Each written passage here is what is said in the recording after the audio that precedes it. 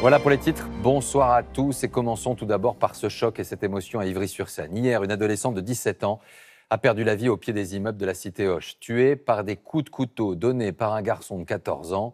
À l'origine du drame, ici, pas de rivalité, pas de guerre de bande, mais seuls quelques mots échangés sur un réseau social. La mère de l'enfant a pris la parole. Arnaud Comte, Éric Pelletier, Francis Simoes.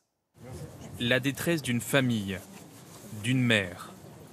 Contrôlez vos enfants, canalisez-les. Ce sont vos enfants. Qui vient de perdre sa fille, Marjorie. Elle allait fêter ses 18 ans dans quelques semaines.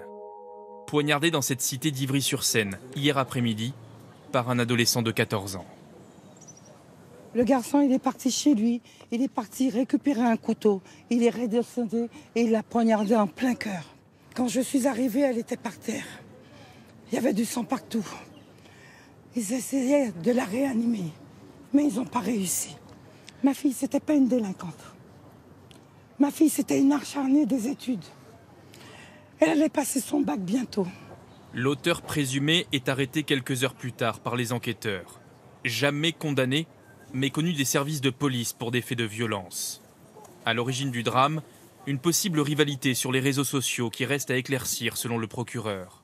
Marjorie, la victime, aurait cherché à défendre sa petite sœur, qui avait noué un différend avec l'adolescent.